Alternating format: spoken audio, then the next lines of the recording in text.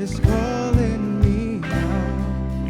Right now, I know you're able, and my God, come through again.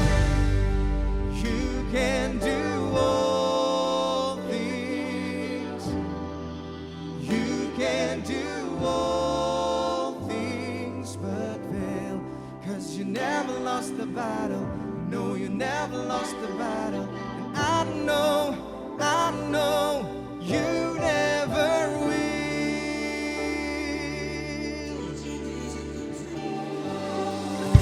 Everything's possible by the power of the Holy Ghost. Doing is flowing right now, breaking my heart of stone, taking over like it's Jericho. My walls are all crashing down. 'Cause right now, and I know you're able, and my God, come through again. You can do all things. You can do all things but fail. 'Cause you never lost the battle. No, you never lost the battle. I know you never will. You can do all things. You can do all things but fail. 'Cause you never lost the battle. No, you never lost the battle. And I know you never will. Never lost the battle. Never lost the battle. You never lost the battle. You never will. You never lost the battle. You never lost the battle. You never lost the battle.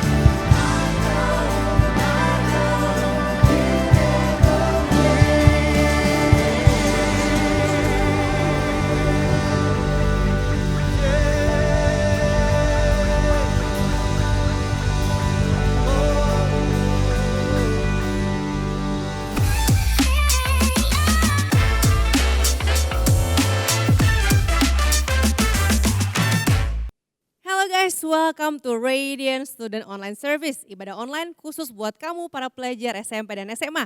Gimana teman-teman minggu pertama sekolah yang kalian jalanin? Saya harap kalian benar-benar enjoy waktu-waktu kamu sekolah di minggu pertama ini. Dan first week ini jadi awal yang baik dan menyenangkan buat kalian semua di tahun ajaran ini. Sebelum kita dengar firman Tuhan, mari kita berdoa. Tuhan Yesus, kami bersyukur 1 minggu sudah kami lewati, 1 minggu sudah kami jalani bersama dengan teman-teman yang baru, tahun ajaran yang baru, dan kami tahu bahwa Tuhan selalu punya rencana yang baik dalam kehidupan kami. Kami siap mendengarkan firman Tuhan agar di tahun ajaran yang baru kami terus maju dan menjadi lebih baik lagi. Dalam nama Tuhan Yesus kami berdoa, amin. Teman-teman, selamat memasuki semester baru. Ada teman-teman yang sekarang masuk SMP ganti seragam, tadinya merah putih, sekarang putih biru. Dan teman-teman juga ada yang masuk SMA, dan saya harap teman-teman semuanya yang naik kelas 7 ke 8, 8 ke 9, semua naik kelas dengan nilai yang memuaskan. Siapa di sini yang bertemu dengan teman baru dan guru baru di semester ini? Pasti semua bertemu dengan setidaknya 1 sampai 2 orang baru. Ada beberapa teman pelajar yang bilang kalau dia itu susah banget ketemu orang baru. Kalau ketemu orang baru, aduh Kak saya bukan orang yang ekstrovert, jadi saya ngerasa kurang nyaman kalau bertemu dengan orang baru. Rasanya social battery saya habis. Tapi ada juga yang super extrovert dan bilang, wah saya sih senang ketemu orang baru, gampang banget ya buat make friends. Tapi jangan lupa ketika kamu punya teman baru, teman yang lama jangan sampai dilupakan ya. Nah teman-teman, sebenarnya apa sih kata firman Tuhan tentang pertemanan? Bagaimana cara Tuhan Yesus waktu dia jadi manusia? Apakah Yesus itu extrovert atau introvert ya? Apa ya MBTI-nya Tuhan Yesus? Nah teman-teman kita mau belajar dari firman Tuhan karena firman Tuhan itu pasti benar. Itu adalah sumber kebenaran yang bisa kita ikuti. Seperti kata George Mueller, seorang penginjil yang membina 10.000 kurang lebih anak yatim piatu. Dia mengatakan, the word of God is our only standard and the Holy Spirit is our only teacher. Satu-satunya standar yang paling benar dan pasti adalah firman Tuhan. Dan guru dari segala guru adalah Roh Kudus. Di firman Tuhan ditulis begini, kalau Yesus sedang merekrut 12 murid, dan Yesus itu bukan cuma punya 12 murid, dia punya ada banyak lagi murid-murid yang lain dan juga banyak teman di berbagai kota. Berarti kita simpulkan kalau Yesus membangun relasi di mana-mana ya teman-teman. Membangun relasi itu bukan tentang extrovert atau introvert. Tetapi bagaimana kita mau peduli dengan orang-orang di sekitar kita dan mau tahu tentang kondisi mereka. Nah sekarang kita bahas dikit, 12 murid Yesus yang jadi krunya Tuhan Yesus ini ngapain aja? Teman-teman selama 3 tahun mereka terus bersama-sama. Mereka pergi kemana-mana bersama, mereka juga tinggal bareng-bareng, mereka melayani bareng-bareng. Mereka ini lebih dari sekedar hanya murid. Mungkin bayangan teman-teman, oh saya murid sekolah, saya datang jam 7 pagi untuk sekolah, lalu saya pulang jam 2 sore atau mungkin jam 3 sore selesai. Tapi mereka bersama dengan Yesus itu 24 jam teman-teman. Gak cuma sekedar murid, tapi mereka adalah teman-teman terdekat Tuhan Yesus. Selama 3 tahun, para murid belajar, ada banyak hal yang Yesus ajarkan. Nah bagaimana cara mereka belajar? Mereka belajar yang pertama lewat contoh-contoh yang Yesus lakukan. Mereka melihat langsung bagaimana sih cara Yesus ngobrol, gimana sih cara Yesus berinteraksi dengan mereka, dengan sesama, dengan orang-orang yang ada di sekitar mereka. Dan cara Yesus berinteraksi dengan Tuhannya. Lalu, wah Kak kan Yesus adalah Tuhan juga. Betul teman-teman, tapi Tuhan Yesus mencontohkan. Dia bangun pagi-pagi benar, dia datang kepada Tuhan, dia bilang Bapa aku berdoa. Dan dia bilang aku datang pada Tuhan karena dia dan Bapa adalah satu. Nah bagaimana lagi nih teman-teman? Yang kedua mereka belajar dari kata-kata Yesus. Bagaimana kata-kata Yesus waktu Yesus bicara di kelompok besar, di kelompok kecil, di personal one on one, kepada anggota keluarganya dan kepada teman terdekat mereka. Dan mereka juga belajar dari teguran Yesus. Wah apakah Yesus menegur? Ya teman-teman, Yesus menegur ketika para muridnya berbuat salah. Wah Kak masa sih murid Yesus berbuat salah? Kan dia murid Yesus gak mungkin salah. Eits kata siapa? Namanya manusia selalu ada yang namanya kesalahan. Nah kita lihat nih dalam percakapan antara Yesus dengan para muridnya bagaimana Tuhan Yesus itu menegur mereka. Kita lihat di Markus 9 ayat 30 sampai 37. Dikatakan begini, Yesus dan murid-muridnya berangkat dari situ dan melintasi Galilea dan Yesus tidak mau hal itu diketahui orang. Sebab ia sedang mengajar murid-muridnya. Jadi waktu Yesus mengajar murid-muridnya, dia ambil waktu yang personal.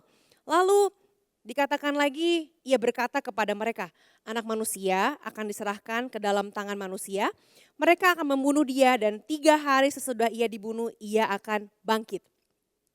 Mereka tidak mengerti perkataan itu, namun takut menanyakannya kepada mereka. Wah, murid Yesus gak ngerti. Dan setelah itu mereka takut menanyakannya. Siapa yang pernah merasa gak ngerti dan takut bertanya? Pada siapapun, takut bertanya pada guru, takut bertanya pada orang tua atau pada teman. Aduh gak enak lah kalau nanya nanti gimana. Murid Yesus pun mengalaminya. Ayat ke-33, Yesus dan murid-muridnya tiba di Kapernaum. Setibanya di rumah, ia bertanya kepada mereka, Apa yang kamu perdebatkan tadi di tengah jalan? Karena para murid ini kasak kusuk teman-teman. Oh si ini gini, si ini gini. Yesus nanya, tadi kamu ngomongin apa sih? Kira-kira Tuhan Yesus tahu gak sih mereka ngomongin apa? Tentu tahu karena Yesus adalah Tuhan. Tapi tetap Tuhan Yesus bertanya. Ayat 34, apa yang jadi jawaban dari para muridnya? Namun mereka diam. Sebab di tengah jalan tadi mereka memperdebatkan siapa yang terbesar di antara mereka. Mereka rebutan, gue yang paling hebat, gue. Mereka rebutan, siapa yang paling besar di antara mereka. Ayat 35. Lalu Yesus duduk dan memanggil ke-12 murid itu, katanya kepada mereka, jika seseorang ingin menjadi yang pertama, hendaklah ia menjadi yang terakhir dari semuanya dan pelayan dari semuanya. Lalu Yesus mengambil seorang anak kecil dan menempatkannya di tengah-tengah mereka.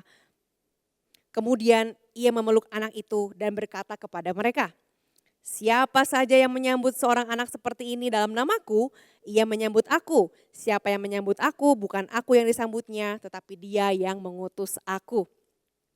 Kalau teman-teman lihat di sini cara Yesus itu unik. Sebenarnya Tuhan tahu dong apa yang mereka omongin, Tuhan tahu dong harusnya gimana, tapi Tuhan punya cara yang bisa kita pelajari. Kisah ini agak lucu sebetulnya. Para murid sudah lama mengikuti Yesus, udah 3 tahun loh. Jadi harusnya mereka paham ya apa yang dimaksud oleh Yesus. Tapi terkadang mereka tetap gak ngerti. Apa yang dimaksud oleh Tuhan Yesus itu mereka gak paham. Dan waktu mereka gak paham, mereka gak berani bertanya. Lalu Yesus itu saat itu sedang mencoba memberitahu mereka tentang satu rahasia penting, yaitu bahwa Tuhan akan mati tetapi akan bangkit kembali. Ini adalah berita besar, tetapi para murid nggak nangkep kalau ya sebetulnya ini adalah tentang Tuhan Yesus. Mereka nggak nangkep, lalu mereka malah ganti topik. Topik pembicaraannya yang tadinya ngomongin soal hal Tuhan akan mati dan bangkit, mereka ganti topiknya dan malah berdebat mengenai siapa yang paling hebat di antara mereka. Yang seharusnya is all about God, berubah menjadi is all about me. Segitu egoisnya namanya manusia. Padahal Tuhan lagi ngomongin sesuatu yang besar tentang keselamatan dunia. Mereka malah ngomongin siapa yang paling hebat di antara kita nih guys. Gitu. Nah Yesus tahu dengan jelas apa yang sedang terjadi. Tetapi Yesus memberi kesempatan dengan bertanya, apa yang sedang kalian bicarakan? Sebetulnya Yesus lagi ngomong, kalian tuh ngomongin apa sih? Kan gak nyambung orang yang ngomongin keselamatan dunia, malah kalian ngomongin soal siapa yang paling hebat. Sudah jelas bahwa para murid ini masih perlu belajar banyak hal.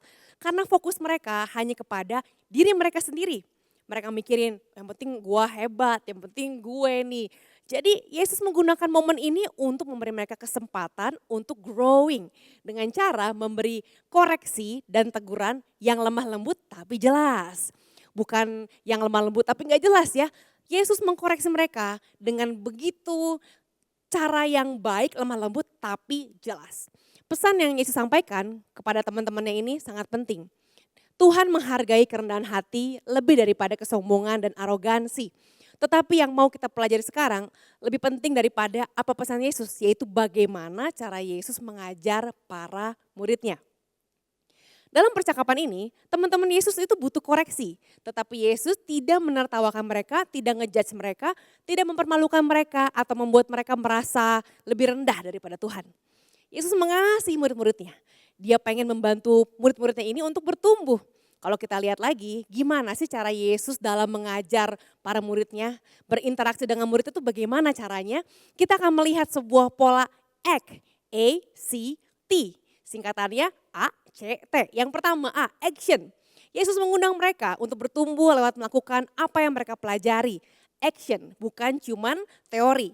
Yesus tidak mau menghabiskan waktu dengan hanya mengajar dan mengajar, memberitahu fakta tentang Tuhan, memberitahu informasi ini tentang Tuhan, yang akhirnya gak ada hubungannya dengan daily life. Justru Yesus menunjukkan bagaimana kamu bisa bertumbuh dengan challenge mereka, menantang mereka untuk mengasihi Tuhan dan sesama lewat pilihan-pilihan yang mereka buat setiap hari. Contohnya tadi ya, mereka memilih buat memperhatikan dirinya, siapa yang paling hebat. Tapi Yesus memberikan contoh, hey siapa yang paling besar di antara kamu, hendaklah dia menjadi pelayan kamu. Lalu yang kedua, C, community. Yesus mengundang mereka untuk bertumbuh dalam komunitas. Gak sendirian, tapi dalam komunitas. Walaupun Yesus seringkali mengobrol one on one dengan mereka, dengan para murid, tapi kebanyakan interaksi mereka yang tercatat dalam firman Tuhan adalah interaksi di dalam komunitas. Hal itu karena kita bertumbuh dengan maksimal jika kita punya orang lain yang bertumbuh bersama-sama dengan kita. Yang ketiga, T. Tadi kan ACT ya, ingat time. Yesus mengundang kita untuk sabar dalam bertumbuh. Sabar ya teman-teman, karena semua orang butuh waktu. Sebenarnya pasti menyenangkan ya kalau kita bisa lihat pertumbuhan kita udah sampai mana. Dan seberapa jauh lagi sih sebenarnya timeline kita untuk ketemu Tuhan nanti. Tapi sayangnya pertumbuhan iman kita itu adalah lifelong proses, sebuah proses seumur hidup, dan Yesus mengerti. Yesus sabar terhadap para murid, begitu juga dia sabar terhadap kita. Apa yang Yesus ajarkan kepada para murid bisa kita baca dalam Alkitab. Salah satunya ditulis oleh Paulus yang mengajar Timotius.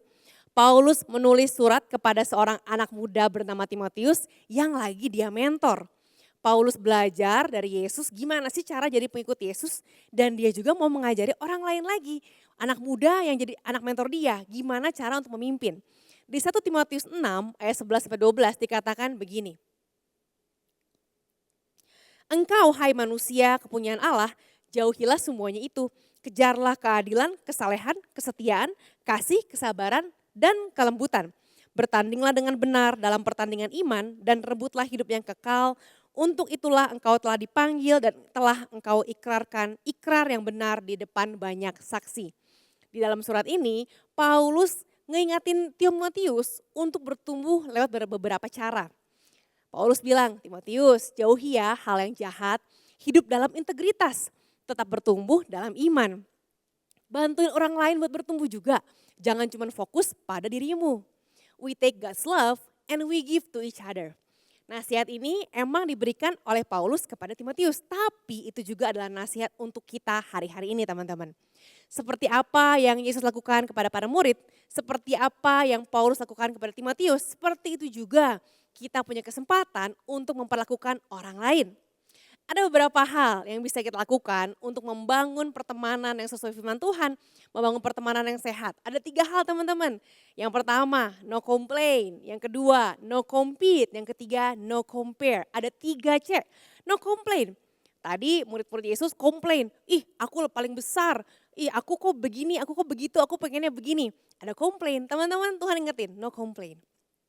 Kita di sini untuk bersyukur, bukan untuk komplain. Yang kedua, no compete. Kita ada bukan untuk berkompetisi satu sama lain, tapi untuk bekerja sama. So no compete. Yang ketiga, no compare. Jangan banding-bandingkan dirimu dengan teman-teman kamu. Karena setiap kamu punya rencana dari Tuhan yang berbeda. Jadi compare itu hanya akan membuang waktumu. Pada akhirnya kamu akan kecewa, kok beda ya? Kok dia gini, kok aku gini? Of course beda, karena panggilan kamu dengan panggilan temanmu itu berbeda. So teman-teman, it's not always easy to build genuine friendships. And not always easy to be a genuine friend to others. Gak gampang teman-teman.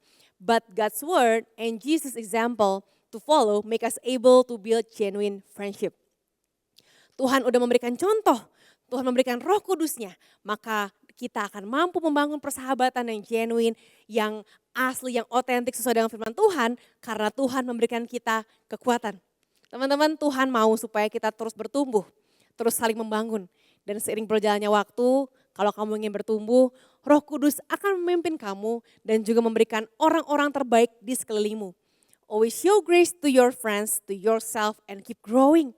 Hari ini teman-teman, saya mau ajak kalian, kalau kamu belum pernah menerima Tuhan Yesus sebagai Tuhan dan Juru Selamat, ini waktunya untuk kamu datang sama Tuhan dan mengatakan, Tuhan, aku mau untuk menjadi murid-Mu. Aku mau untuk mengenal siapa Tuhan dan bertumbuh dalam Tuhan. Kalau kamu sudah pernah menerima Tuhan Yesus, ini waktunya untuk keep growing. Jangan mau stuck di situ-situ aja, tapi bilang Tuhan aku mau bertumbuh. Aku mau terus membangun hidupku, gak cuma di sini-sini aja. I want to share the good news with others. Teman-teman, if you want to build genuine friendships, kalau mau untuk membangun hubungan dengan Tuhan dan dengan sesama, saya mau ajak kamu untuk berdoa. Mari kita berdoa. Tuhan Yesus, hari ini kami rindu untuk mengenal siapa Tuhan, untuk untuk mengenal siapa diri kami di dalam Tuhan. Dan aku berdoa Tuhan untuk setiap teman-teman di tempat dimanapun mereka berada yang ingin menerima Engkau sebagai Tuhan dan Juru Selamat. Biar hari ini juga mereka mengalami pertobatan yang sejati dan mengalami perubahan hidup. Hari ini Tuhan, biar hal yang mereka selama ini simpan, segala kepahitan, dendam, kekecewaan, hari ini juga mereka lepaskan sehingga mereka memiliki hidup yang baru di dalam Tuhan. Kami berdoa Tuhan untuk setiap teman-teman yang ingin bertumbuh. Kami minta pertumbuhan datang dari Tuhan dan pertumbuhan itu terjadi di dalam nama Tuhan Yesus. Setiap hal yang menghalangi pertumbuhan, Tuhan yang singkirkan dalam nama Tuhan Yesus. Saat ini Jemaat Allah, terimalah berkat Allah dalam nama Bapa, Putra, dan Roh Kudus. Biar berkat Allah yang memampukan kamu untuk melangkah dalam kebenaran, melangkah dalam kemenangan demi kemenangan. Karena Tuhan yang menyertai langkah-langkahmu. Terimalah berkat Allah dalam nama Tuhan Yesus. Semua yang sudah terima berkat Allah, sama-sama kita katakan amin. Teman-teman, kalau kamu ingin share lebih lanjut atau ingin didoakan, kamu bisa scan QR Code di bawah ini. Ada pendoa yang siap untuk mendoakan kalian. So happy weekend, God bless you.